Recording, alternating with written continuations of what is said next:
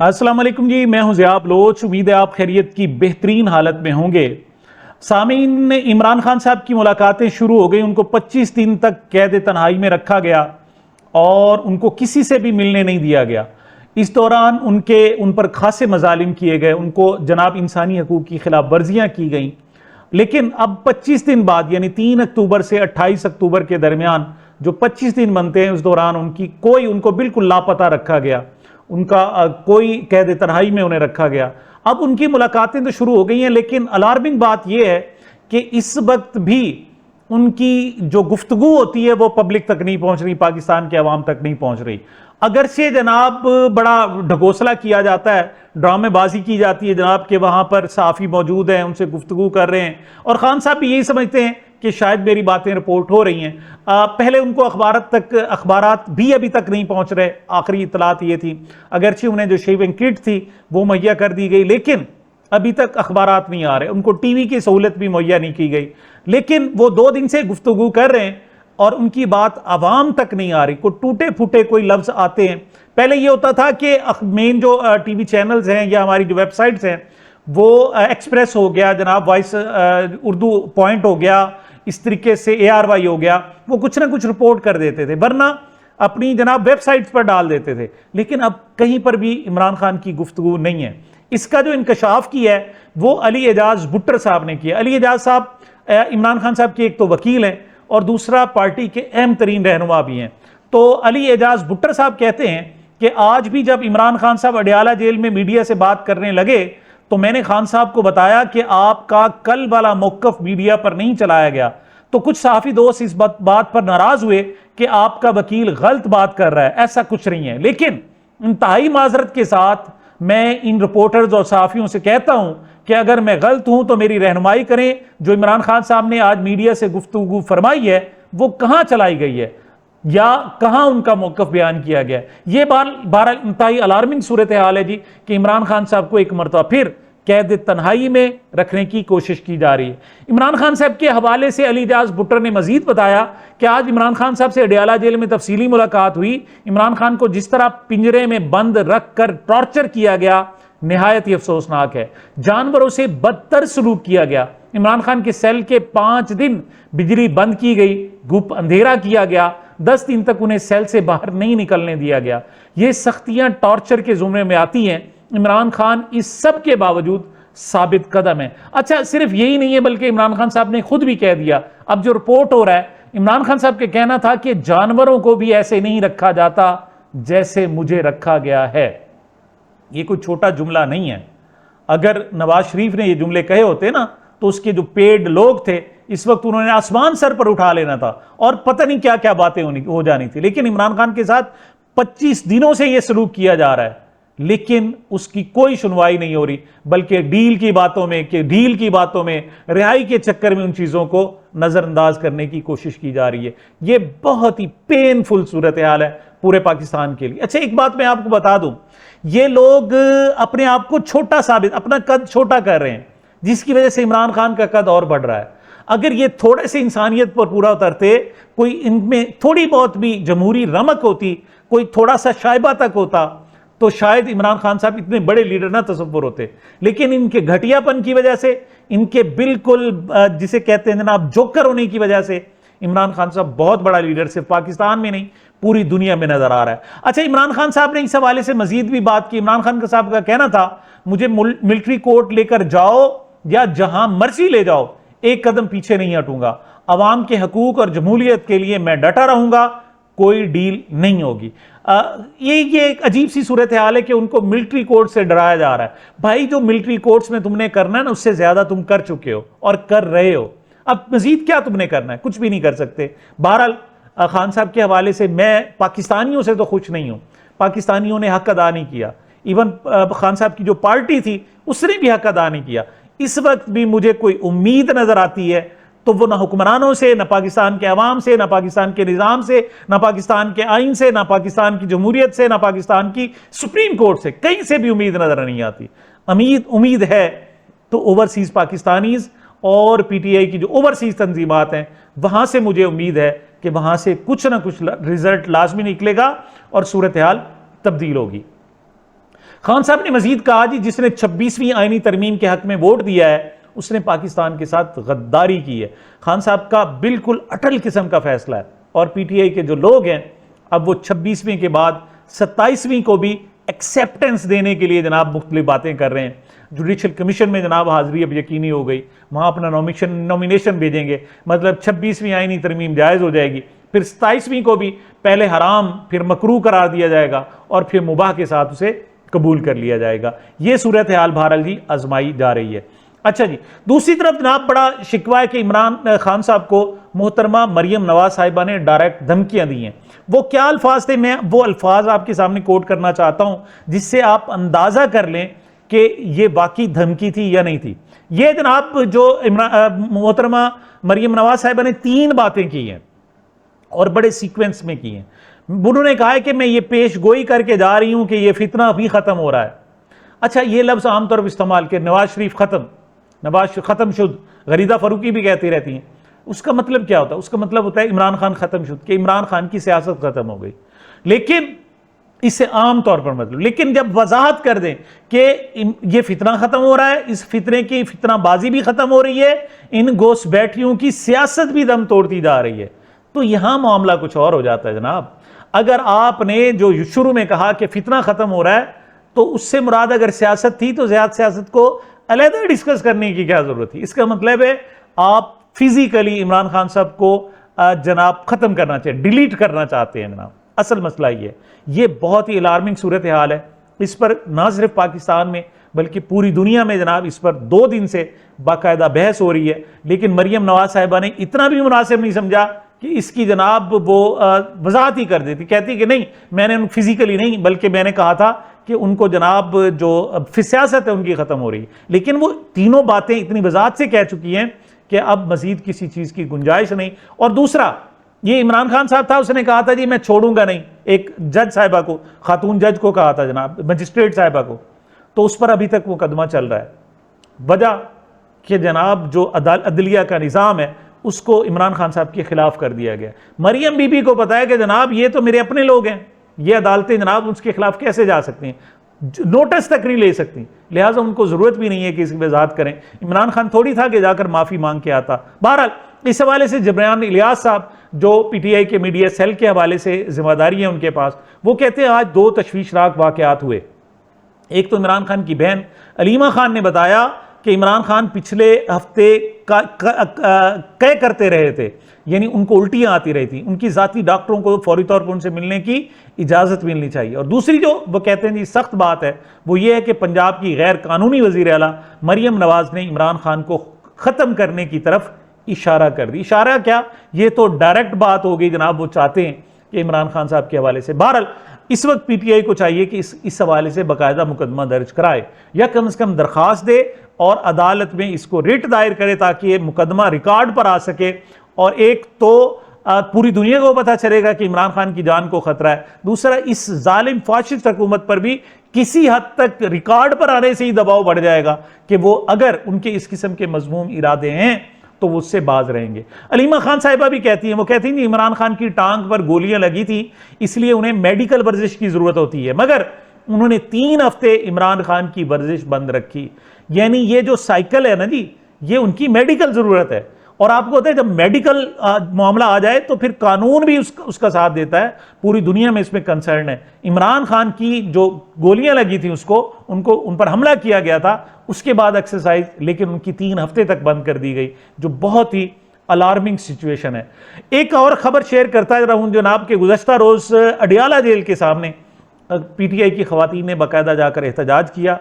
अच्छा खासा एहतजाज था। आमतौर पर अडियाला जेल जाने ही नहीं दिया जाता, लेकिन ये एग्जैक्ट अडियाला जेल के बिल्कुल सामने नहीं था, वहां तक तो रसाई नहीं है। ये अडियाला जेल रोड पर अलबत्ता जो है ना एहतजाज किया गया और मेरा ख्याल में कई दर्जन खवातीन वहां पर मौजूद थी, पुलिस भी वहां मौजूद थी और पुलिस ने सहाफ़ियों को कवरेज नहीं करने दी गई, इस हवाले से सख्ती भी की गई। लेकिन मैं समझता हूं कि फिर भी इस तरह का एहतजाज करना एक बारिश का पहला कतरा जरूर है। इस किस्म की बहरहाल एफर्ट की जानी चाहिए।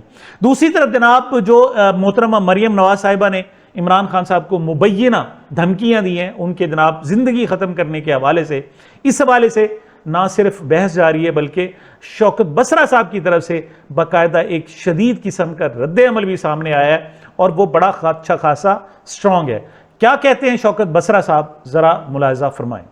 मरियम सफदर, पूरी पाकिस्तानी कौम की जानब से आपको पैगाम दे रहा हूं और कान खोल कर सुन लो। अल्लाह ना करे, 100 बार कहता हूं अल्लाह ना करे, खुदा न खास्ता अगर खान साहब को कुछ हुआ तो पाकिस्तानी कौम तुम्हें और शरीफ खानदान के बच्चे बच्चे को निशाने इबरत बना देगी। और दूसरी बात, पाकिस्तानी हसीना वाजिद मरियम सफदर, तुम्हारा अंजाम बांग्लादेश की हसीना वाजिद से ज्यादा इबरतनाक होगा और बहुत जल्द होगा इंशाअल्लाह। आखिर में मैं चीफ जस्टिस सुप्रीम कोर्ट जनाब याहिया अफरीदी साहब से दरखास्त करना चाहता हूं। अच्छा जी, चीफ जस्टिस काजी फाइज़ साहब के हवाले से तो बात होती रहती थी, लेकिन नए जो चीफ जस्टिस आए हैं याहिया अफरीदी साहब, उनके हवाले से हम बहुत कम लोग बोल रहे हैं। मिसाल के तौर पर पाकिस्तान में पीटीआई उनको इंडोर्स कर रही है, दीगर जमातें भी कर रही हैं, और अब तक की उनकी जो गुफ्तगू है और अब तक की जो उनकी एक्टिविटीज़ हैं, सिवाय जुडिशल फुल कोर्ट इजलास के, उन्होंने बाकी कोई ऐसी चीज़ नहीं दिखाई। लेकिन अगर बज़ाहिर जनाब वो हमदर्दियाँ और आइन की जनाब बालादस्ती की बात करते रहें, लेकिन वो 2-3 जो पिन पॉइंट चीज़ें हैं, जैसे इलेक्शन की ऑडिट है और इसी तरीके से उनका जनाब मैंडेट पर कब्जा करना है, इस पर अगर वो कोई काम नहीं करते तो ये तकलीफ दे होगा पूरी कौम के लिए। लेकिन अहमद नूरानी साहब जो इस वक्त एग्जाइल में है, इस वक्त जलावतन है और अमेरिका में मौजूद हैं, वो कहते हैं, पहली मरतबा इंकशाफ करते हैं कि चीफ जस्टिस याहिया अफरीदी की अहम खूबी जो उन्हें इस ओहदे तक लेकर आई है वो ये है कि उनके सीने के अंदर इमरान खान के हवाले से बुग़्ज़ है जो लंबे अरसे से है। तो जिस तरीके से काजी फाइज़ के हवाले से था कि वो जनाब ज़ाती प्रकाश रखते थे, वो कहते हैं ऐसी सूरत हाल जस्टिस याहिया अफरीदी साहब के हवाले से भी है। उन्होंने अगरचे इस हवाले से थोड़ा सा इशारा भी किया है, लेकिन बहरहाल ये वक्त बताएगा कि क्या जस्टिस याहिया अफरीदी एक वाकई सच्चे पक्के काजी साबित होते हैं या फिर काजी फाइज ईसा साबित होते हैं। दूसरी तरफ जनाब जो हुकूमत है अपने फाशिस्ट रतकंदे ऐसे गंदे तरीके से इस्तेमाल कर रही है कि लोगों में नफरतें बढ़ती जा रही हैं। मैंने आपको बताया था कि जो अटक से लोग गिरफ्तार हुए थे और जो डी चौक एहतजाज के दौरान गिरफ्तार हुए थे, उनमें जनाब सरकारी मुलाजमीन है, 13 तो उनकी जनाब गाड़ियां आग बुझाने वाली, उनको यहां पर बंद किया गया है और पेशावर में जो आग लगी वो 2 दिन के बाद अभी तक बुझाई नहीं जा सकी और उसके लिए आर्मी को बुलवाना पड़ा है। बहरहाल अब वहां एमपीएस के साथ जो गंदा इंतहाई घटिया सलूक किया जा रहा है उसकी मैं एक झलक दिखाना चाहता हूं। ये जनाब 2 एमपी हैं, अनवर ज़ेब और मलिक लियाकत, इनको किस तरीके से भेड़ बकरियों की तरह बंद करके ले जाया जा रहा है और किस तरीके से सुराख से वो बातें कर रहे हैं, लेकिन उनका अज़्म क्या है, बड़ा ही शानदार है। जरा मुलाहिजा फरमाएं।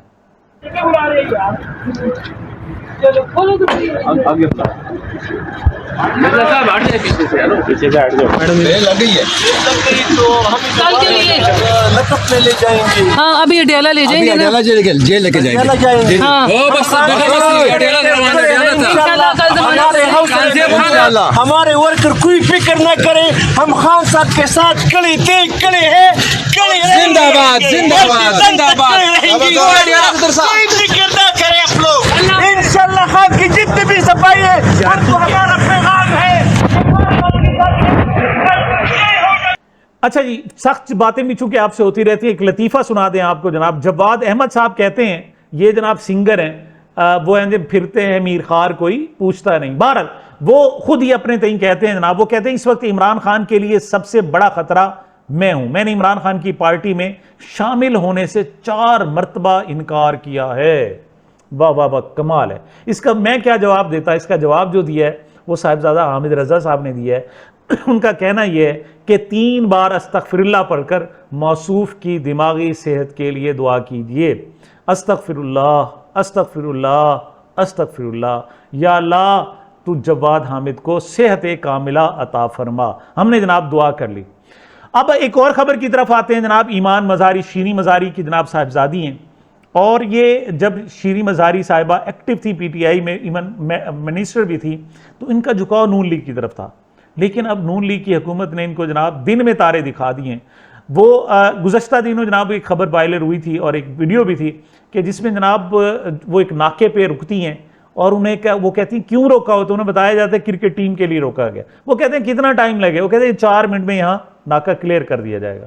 अब 4 मिनट के बाद जब नाका क्लियर नहीं होता तो वो उठती हैं और नाका हटाने की कोशिश करती हैं। इस दौरान उनको जनाब वो लोहे की स्लाइड भी लगती है और वो जख्मी भी होती हैं, लेकिन उसके दूसरे दिन उन्हें गिरफ्तार कर लिया गया। हादी चट्ठा उनके जनाब खामिद हैं, जनाब ईमान मज़ारी, ईमान ज़ैनब मज़ारी, उनको भी गिरफ्तार कर लिया गया और अब दहशतगर्दी का उनके खिलाफ मुकदमा दर्ज किया। दोनों जनाब नौजवान वुकला हैं और जिस तरीके से इनसे सलूक किया जा रहा है, ये पाकिस्तान के बहुत ज़्यादा मोहब्बत करने वाले नहीं रहेंगे। मैं आपको बता रहा हूँ, जो रियासत और हुकूमत सलूक कर रही है पाकिस्तान के शहरियों से, वो इंतहाई अफसोसनाक है। यूँ लगता है कि ये सुतेले लोग हैं और इनकी जनाब रियासत माँ जैसी होती है, लेकिन माँ सुतेलेपन का सलूक कर रही है।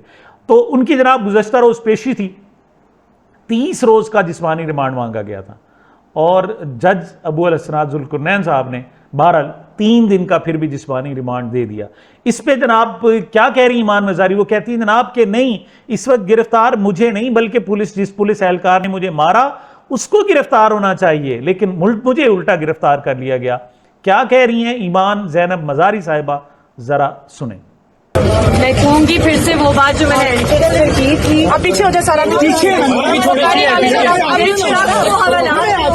उसका नाम इब्राहिम है और वो ट्रैफिक पुलिस का अफसर है जिसने मुझे मारा है। मेरा मेडिकल है, ये दिखाता है कि नाम है। एक ताज़ा खबर जनाब आपको दे दूं, सुप्रीम कोर्ट बार के इलेक्शन थे और उसमें हस्बे तबक्को हुकूमती पार्टी जो थी वो जीत गई है। अब मेरे पास जो रिजल्ट हैं जनाब के वुकला की वेलफेयर हाउसिंग स्कीम मुकम्मल करने के नारे के साथ मैदान में उतरने वाले तारड़ आजम नज़ीर तारड़ एहसन भून ग्रुप के रऊफ अता सदर सुप्रीम कोर्ट बार मुंतखब हो गए। हामिद खान ग्रुप के मुनीर काकड़ को शिकस्त हुई है। पूरे मुल्क में थे जनाब इनके इलेक्शन और सुप्रीम कोर्ट बार के जो वुकला थे सिर्फ वही वोट डाल सकते थे। धांधली की भी शिकायत हैं, मिसाल के तौर पर लाहौर में दोबारा गिनती हुई तो मुनीर काकड़ के 25 वोट बढ़ गए, लेकिन ये मेरे ख्याल में बहरहाल उनका जीत जो है कोई ख़बर नहीं है। जब आप इतनी ज़्यादा ग्रांट्स दे चुके हों और वुकला को ख़रीद चुके हों, फिर ऐसे ही रिज़ल्ट आया करते हैं। देखें, मैं खुद चूँकि कानून का तालिब इल्म हूँ, एक वकील हूँ, हाई कोर्ट बार का मेंबर हूँ, मुझे एहसास है, मुझे पता है किस तरह इलेक्शन हो। इसी तरीके से मुझे जो सहाफ़ियों के इलेक्शन होते हैं उसका भी मुझे अंदाज़ है, क्योंकि मैं वर्किंग जर्नलिस्ट भी हूँ। तो इन लोगों के इलेक्शन में हमेशा सरकारी लोग ही आमतौर पर जीतते हैं। बहुत कम है कि जनाब ज़मीर के हवाले से फ़ैसले किए जाएँ। हमेशा यहाँ ज़मीर से कर्नल ज़मीर साहब जो है वो ज़्यादा भारी पड़ जाते हैं। तो बहरहाल ये जीत एक हो गई। ख्वाजा आसिफ साहब के हवाले से मैं आपको एक छोटा सा क्लिप दिखाना चाहता हूँ। मैंने पिछले व्लॉग में उसका जिक्र किया था कि जो मोहतरमा बुशरा बीबी की रिहाई और दूसरी तरफ अली अमीन गंडापुर के एक दिन के गायब होने को एक दूसरे के साथ नत्थी कर रहे हैं और उनका कहना है कि गंडापुर को जो रिहा करवाया है वो गंडापुर ने रिहा करवाया है मोहतरमा बुशरा बीबी को, और अब उनका पेशावर जाना भी बड़ा ख़तरे से खाली नहीं है। इनको अपनी हुकूमत डामाडोल होती नज़र आ रही है। क्या कह रहे हैं वज़ीर दिफा ख्वाजा आसिफ साहब, ज़रा सुने। वो इस बात पे गौर करें कि ये सारा कुछ फ्रंटियर में क्यों हो रहा है। बेगम साहबा भी जो है वो फ्रंटियर में चली गई हैं। फ्रंटियर का वैसे वो PTI वाले कहते हैं कि जो है अपडेट हुआ है सॉफ्टवेयर जो है चीफ मिनिस्टर का। अब बेगम साहबा भी वहाँ पे चली गई हैं। ये किस तरफ ये इशारे मिल रहे हैं? कोई तो अंडर हैंड कोई वारदात तो नहीं हो रही कोई? तो आपके समझते डील हुई है या होने जा रही है? मैं तो सर्कमस्टांसिस की बात कर रहा हूँ, हालात की बात कर रहा हूँ। हालात किस तरफ इशारा कर रहे हैं वो आप देख लें। तो आप नहीं, मैं कोई स्पेकुलेशन नहीं कर रहा, लेकिन सारा रौला पड़ा हुआ है, सोशल मीडिया पे भी रौला पड़ा हुआ है, ट्विटर पे भी, फेसबुक पे भी, हर जगह ये कि कोई डील इनकी कोई अंडरस्टैंडिंग हुई है। देखें, वो यहाँ पे उनका घर है, यहाँ पे घर में रहती, या लाहौर घर है, लाहौर जाके घर में रहती, तो पेशावर क्यों चली गई हैं? ये एक सवालिया निशान तो बनता है ना।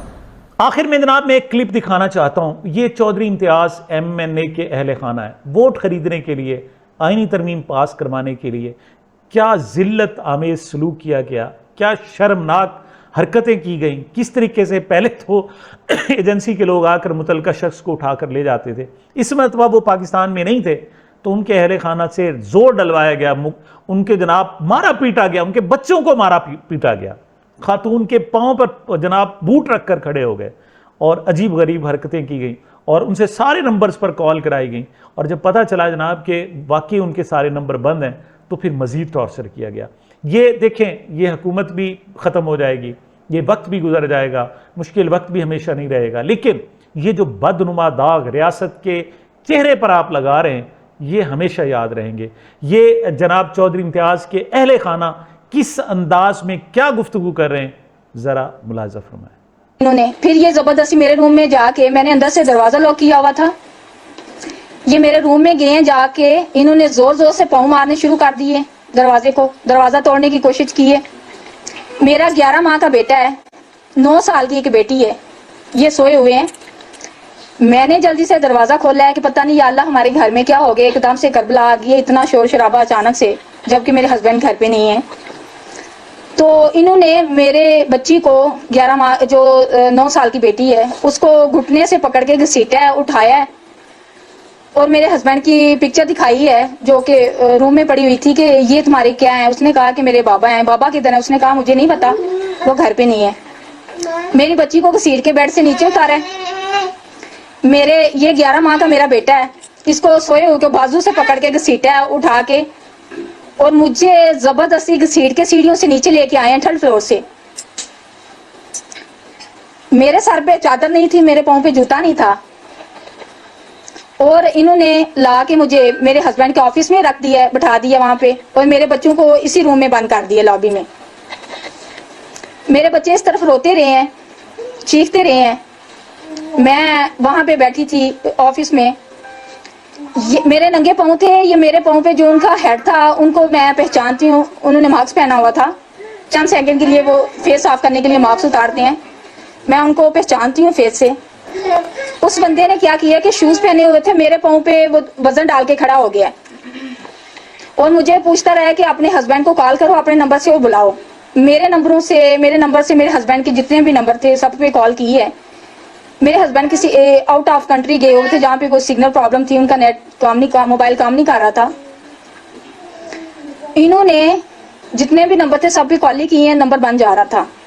ये मुझे कहते रहे कि तुम झूठ बोल रही हो, तुम्हें पता है कि चौधरी साहब कहाँ है। मैंने कहा मैं एक हाउस वाइफ हूँ, उनकी सोशल लाइफ है, मुझे नहीं पता कि चौधरी साहब कहाँ गए हैं। उनको हजारों दिन में काम होते हैं, हजारों लोगों से उन्होंने मिलना होता है, तो हर काम वो मुझे बता के नहीं करते हैं, ना मुझे बताते हैं वो कहाँ जा रहे हैं, कहाँ से आ रहे हैं। मैंने कभी उनकी लाइफ में इंटरफेयर नहीं किया, मुझे इस चीज़ का कोई इल्म नहीं है। इन्होंने मुझे तशद्दुद किया, मुझे गंदी गाली गलौज की मेरे साथ और मुझे तो शर्म आ रही है, मैं बता नहीं सकती हूँ आप बहन भाइयों को कि इन्होंने जो मेरे साथ सलूक किया, जो बदतमीजी मेरे साथ की, जो इन्होंने लैंग्वेज यूज़ की मेरे साथ। सामीन, ये अब तक की सूरत हाल थी, मैंने आपको अपडेट किया काफ़ी हवालों से। इंशाल्लाह मज़ीद इंशाल्लाह आपको अपडेट करते रहेंगे। मुझे अपने चैनल को अपनी मोहब्बतों और दुआओं में याद रखिएगा। मिलते हैं एक छोटे से वक्फे के बाद।